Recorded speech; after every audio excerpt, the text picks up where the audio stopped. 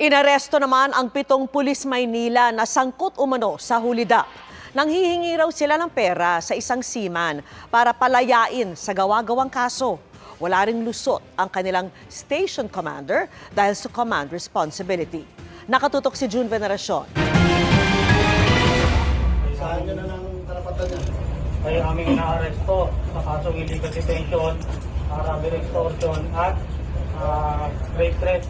Sa loob mismo ng kanilang istasyon, inaresto kagabi ng kanilang mga kabaro ang 7 pulis Maynila. Isang lieutenant, 3 staff sergeant at 3 patrolman mula sa Station Drug Enforcement Unit ng Station 5 ang arestado.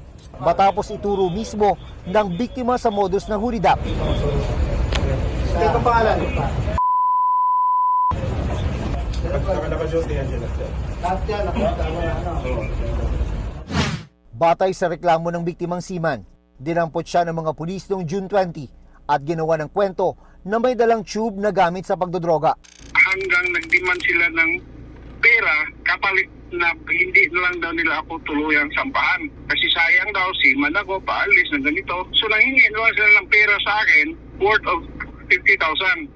Ayon sa biktima, dahil wala siyang pera at nag-aasikaso lang sa Maynila ng application para makasampa ng barko, pati asawa niya sa probinsya ay kinontak ng mga pulis. Nakagather si Mrs. ng 20,000 hanggat sa pumayag sila ng 20,000 na lang. Medyo galit pa kasi 20,000 lang. Ang transaksyon sa bayaran is through GCash.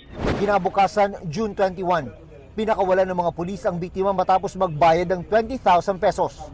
Pero ilang araw ang lumipas, binalik-balikan pa raw ng mga asset ng mga pulis ang dormitoryo sa Maynila kung saan siya tumutuloy. Dito na siya naglakas loob na magsumbong at nang matunugan ito ng mga pulis, nag-reach out po yung mga pulis po na involved at isinauli yung 20,000 through GCash din, hoping na hindi po magrereklamo. Kahapon, nagreklamo ang biktima sa Regional Intelligence Division ng NCR Police Office kaya nagkaroon ng operasyon kagabi. Kabilang sa isasampang reklamo sa mga suspect, ang serious illegal detention, robbery extortion at grave threat. Damay din ang kanilang station commander dahil sa command responsibility. Nakarating po sa kanyang kaalaman yung nangyari, pero hindi po niya inaksyonan po kagad.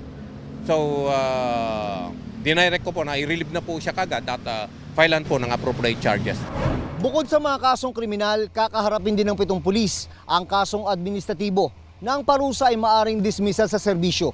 Sinusubukan pa naming makuna ng panig ang mga suspect na ngayon ay nakadetain sa Camp Bagong Diwa sa Taguig City.